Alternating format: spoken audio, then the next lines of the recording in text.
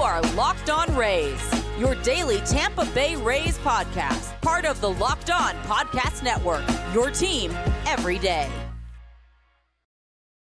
Hello and welcome into another episode of the Locked On Rays podcast. My name is Ulises Sambrano, and on behalf of Kevin Weiss, this is the Locked On Rays podcast, part of the Locked On Podcast Network. Thank you for making us your first listen every day. Be sure to follow us and subscribe on any podcast platform, on the social medias at Locked On Rays. But of course, please subscribe to the YouTube channel if you haven't yet. Just click that button, and whilst you're there, hit that thumbs up. It helps us reach more Rays fans that are not familiar with our content, and that just grows the community. And if you like it and they like the Rays, they might like us too.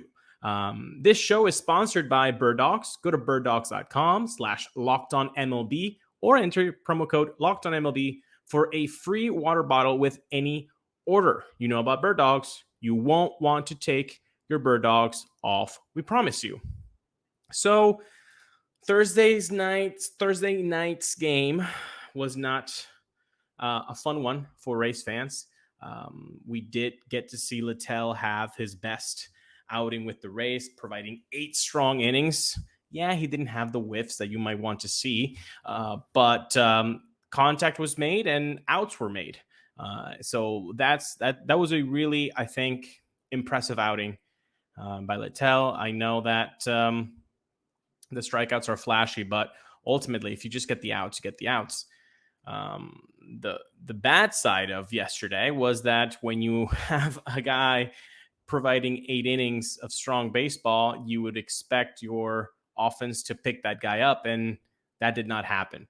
Castillo showed up, and if Glass now can strike out 14 guys, other MLB teams can strike out the Rays 14 times, and that is exactly what happened. Castillo plus their bullpen. The way that this series is currently set up, it's looking like a split would be fantastic news for the Rays. You have Eflin and Savali there at the end, but the first two matchups are not very favorable for the Rays. And you look at the bigger picture with the O's never losing. It seems like a good question can be asked, which is, can we think about the division anymore?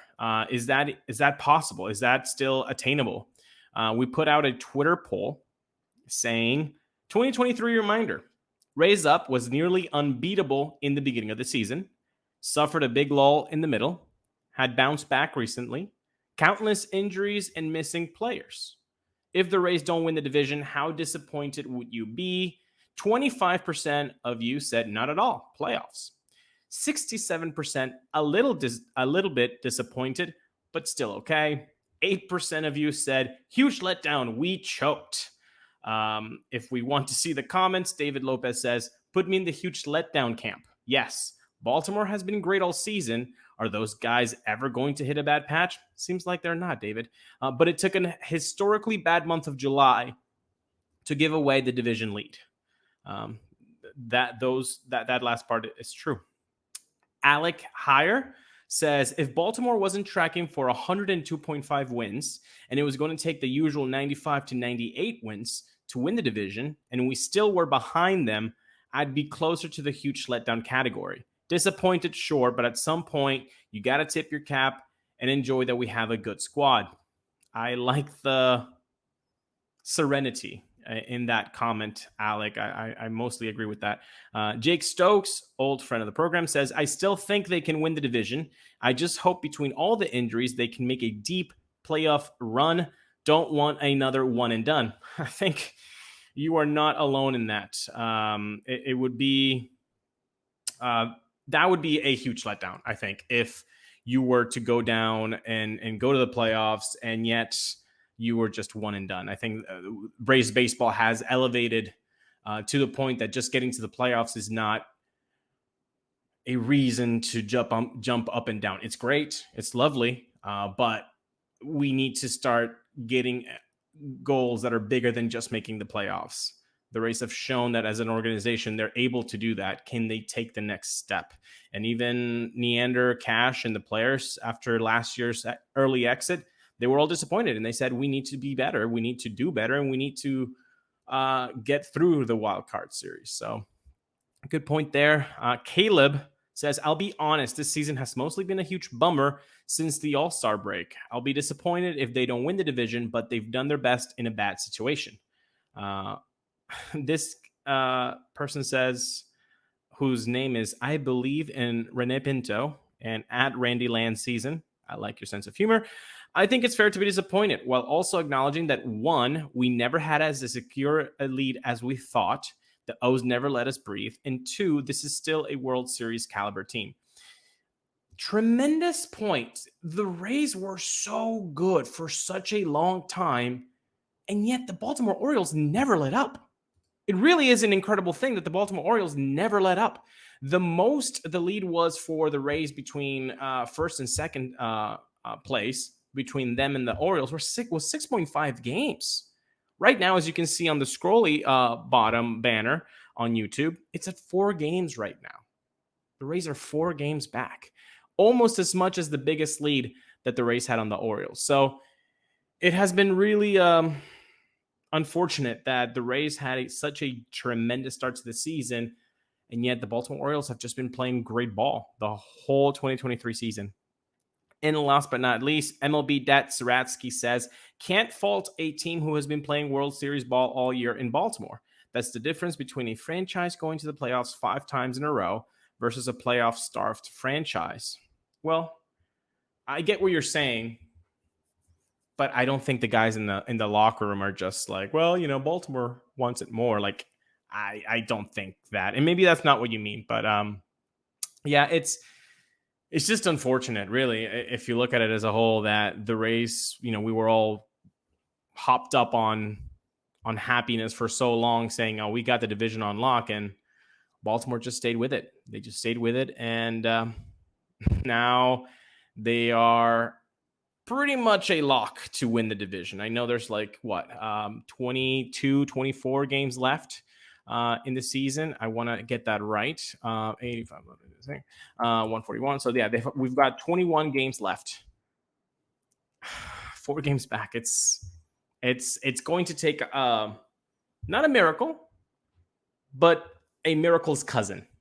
Okay, that's what it's going to take to get that done. But we've seen crazier things happen, and hopefully that can happen. They have a 4-game series in Baltimore, but they do have that coming up later in this month. So we'll see what happens. But before we get to some mailbag questions, let's talk about bird dogs. Guys, I have told you endless times about how and why I love bird dogs. Okay, first of all, they have that texture, that's stretchy khaki shorts that are so much more comfortable than that stiff cotton type of shorts. And besides that, they fit slimmer through the thigh and the leg, which gives you a truly sculpted look. I'm telling you, in my travels, what did I pack? My bird dogs. Everywhere. In Kyoto, I was wearing bird dogs. Osaka, bird dogs. Fukuoka, bird dogs. Tokyo, guess what? I had my bird dogs on, baby. And guess what? Right now, if you go to birddogs.com /LockedOnMLB, or you enter promo code LockedOnMLB at checkout for a free Bird Dogs water bottle with your order. That's birddogs.com /LockedOnMLB for a free water bottle at checkout. Look, these guys like you, and they like us. Again, I got the free Yeti style tumbler when it was time for that. Now you can get a free water bottle with any purchase. So today, go to birddogs.com /LockedOnMLB and get yourself something that will make you feel and look amazing. You won't want to take your bird dogs off. We promise you. So we have a voice memo from Jack. Let's hear what Jack has to say, people. Hey, Locked On Rays. This is Jack in Hudson, Florida. Love the show. My question is it just me, or tonight during the first couple of innings, did it feel like the Rays, the first 3 innings, did it feel like the Rays intentionally went through the entire order, half-assing their swings, like swinging at things, trying to like basically, or not swinging, like Randy Arena being the biggest example? Did he feel like they didn't swing, intentionally trying to go through Luzardo's stuff and go through the entire order, trying to see that? It seemed like that. It seemed like to me like they were intentionally trying to get him over 50 pitches and, you know, and trusting in their outfielding to, you know, to quickly shut down the innings on their side. That's what I think. Love the show. Thanks for any answer. Bye. Not at all. Thank you, Jack, for giving us a voice memo. As you guys know, we love voice memos. We get to hear you and your input, and it makes for a better show when we have voice memos. So thank you for bringing that up. I have said this before, and Locked On Race listeners that have been with us for a while will nod their head. I've told you, Randy Arozarena, there will be times where he is just playing mind games and he just looks like a statue. Like he's just not, he will either like take a step mid pitch or just put the bat on the shoulder and give the pitcher the notice, like, I ain't swinging. He does this. I feel like it's mind games to get the pitcher off rhythm, to maybe lose on execution on their pitch. I think that there's something to that. As far as that specific game, I think with Luzardo, like, you always have the scouting report on him that although this has been his best season, he can get wild like any young pitcher. And so you want him to make mistakes. So maybe that's what they were looking for, to try to get his pitch count and maybe get into the bullpen. But yeah, I mean, Luzardo is a really good pitcher, and he's showing that this year. So maybe that's what the Rays were trying to do.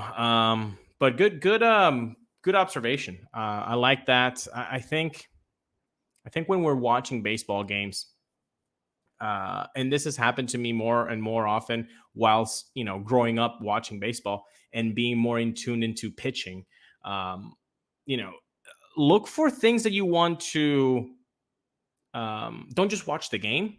How can I put this? Don't just watch the game. Be able to, before the game, say, I'm going to focus on Tyler Glasnow's curveball. And that's all you're going to be trying to track. Or when Pete Fairbanks comes on, I'm like, okay, let me see how the slider's doing today. You know, just pinpoint things you're going to be looking out for. And I think you're going to have a better time watching the game. And I think Jack exactly did that for this game. Maybe Jack does this all the time, which is awesome. But if you haven't tried that, try to do that. Watch a game with the idea or intent of what you're going to be looking out for before the game. So, and that might take just like, 5 minutes of research, for example. If you're kind of not, if you don't know the repertoire of Savale, which is fine, not everybody has to know it, just go to Baseball Savant and check out Savale's pitch mix. Oh, he throws this 80% of the time. He throws this 10% of the time. And so it'll make the game a little bit more interesting for you to follow along. And I think that's just a terrific way of getting more out of the game, getting more out of baseball, and ultimately growing with the game and just enjoying it a little bit more than other people. And that's what we want, right? We want to enjoy the game a little bit more of the game that we already love. So that would be my advice that Jack kind of got out of me. So Jack, thank you so much for your voice memo. Next up is Rachel from Tampa. Hi, Kevin and Ulises. We are 2 months away from ending the regular season. I know this is too early to ask, but how do you think the Rays will perform next season with Shane Baz, Drew Rasmussen, and Jeffrey Springs off the IL when 2024 comes around? Well, thank you so much, Rachel, for this email. Well, two of those guys will be missing a chunk of next season. Drew Rasmussen and Jeffrey Springs, I think we can kind of chuck half of the 2024 season away for both of those guys. And then when they return, who knows what you're going to get from them. Shane Bosch should be ready for opening day, but Tommy John is Tommy John. And so we don't know how he's going to react to that. He's a young pitcher. He has a very pros of Shane Bosch. He has a very repeatable delivery. He doesn't have any crazy sort of wind up or anything like that. It's very straight to the point, which is great for him to come back from an injury like this and not have to get all his body right, so we're in rhythm. And besides that, he's not a huge giant like Tyler Glasnow, where there's a lot of moving parts. So that part is good. Part of that it's not good is that Tommy John is a very difficult surgery to come back from. Now, is it easier to do so than in the past? 100%, but it's still major surgery. And so I don't think we should just, as Rays fans, expect Shane Bosch to just be the Shane Bosch that we expect him to be, a under 3 ERA guy and with all the accolades and with all the tremendousness ceiling that he can have. So then you're left with, are the Rays going to pick up Tyler Glasnow's $25 million option? I think they should. So if I'm Neander and Bendix and I need to convince Stu Sternberg, I'll convince the heck out of him saying, we need an ace. We need a guy because we had another ace and he's going to be on the shelf, which is Shane McClanahan. So you need a guy. And love what Zach Eflin has done. Love what Aaron Civale has done and can do. They're not your number one guys. They should not be your number one guys, especially if you're in the AL East and you're trying to win that division. So then you can earmark those three guys, Glasnow, Eflin, Civale. And now you have Tosh Bradley as a revelation for this year. Hope he's taken his lumps, and he's going to because he's a rookie. Can he make that next step in 2024? And then on the fifth spot, do you like enough what Zack Little has done? Maybe so. I think it would be very difficult to just earmark him as number 5. There's obviously, is Josh Fleming going to stay in the organization? Shane Bosch, is he just going to take that spot as the number 5 guy? It's going to be tough. I don't think I'm going to feel as good about the rotation coming into 2024 as I did in 2023. I mean, we were talking about that the 2023 rotation was going to be the best in franchise history, which it definitely had the opportunity to do so. But, we know the injuries, Rasmussen down, Springs down, and then McClanahan down.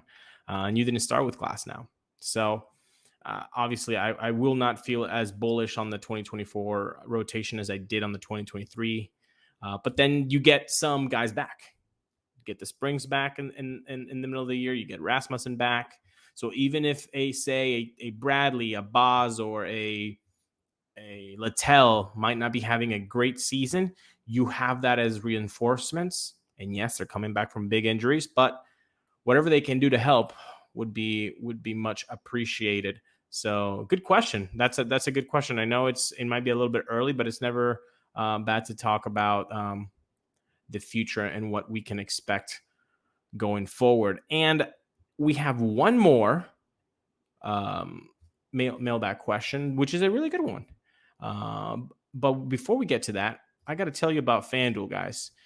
Get ready for the NFL season with incredible offers from FanDuel, America's #1 sportsbook.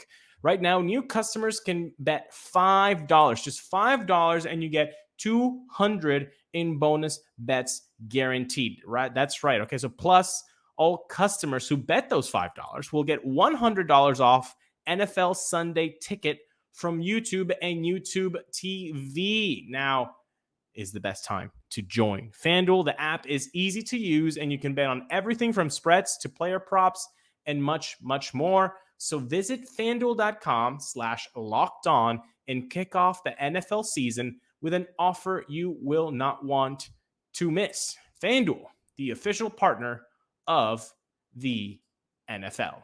Okay, and last but not least, friend of the program at RC Hill 23 says, is it just me, or has the overall home plate umpiring in some calls, even after review this year, have been particularly awful? Not just bad calls against the Rays. I have seen several really bad calls on anti-social media. Follow-up question. What should the league do about it? It's tremendous. Look, man, I'm gonna have to talk about this with Kevin as well, because it's a really good topic. I think with anti-social media and with accounts like umpire auditors, where or umpire scorecards being retweeted and circulated and pitching ninja and all of the replays and clips that are just at our fingertips all the time. I think that has made us believe that it has gotten worse, because now we see more. Like before anti-social media, you saw maybe a couple games a day. You didn't have that availability of set clips before. So you could see maybe 2-3 wrong bad calls a game, and that's about it. But now you're seeing 2 to 3 bad calls, maybe 4 or 5 a game. But if you're seeing that in multiple games, so then it has led us to believe like it has gotten worse. That's my theory. However, I still do think that they have gotten worse. Especially the replay is that what I do not understand. First of all, my first Rob Manfred, I have all the power, although Manfred doesn't have any power, would be to say, New York, you out. You are not going to be the headquarters to be the replay center. Get the hell out of here. No way. How is a city with 2 teams? It just doesn't make any sense. You know what? Build that building, build that replay center, create jobs in damn Iowa. Okay? Go to Idaho. Okay? Like somewhere with no bias. That's where the replay center should be. Put it in the middle of Nebraska. Okay? I don't care. North Dakota, here you go. Replay center, right for you. I don't think it's a smart idea to try to look like you are being fair and impartial, and yet you put it in a state where there are 2 teams for one of each in each league. Like I'm not comfortable with that. And I feel like 28 other fan bases are not okay with that. So that would be number 1. And number 2, you have to be a little bit more the tenure with the umpires. The fact that they're unionized, which, I'm not going to speak ill of unions, but it really does make it hard for them to have any sort of heat on them. You can't have CB Buckner have 14 bad calls in a game behind the plate. You can't have that.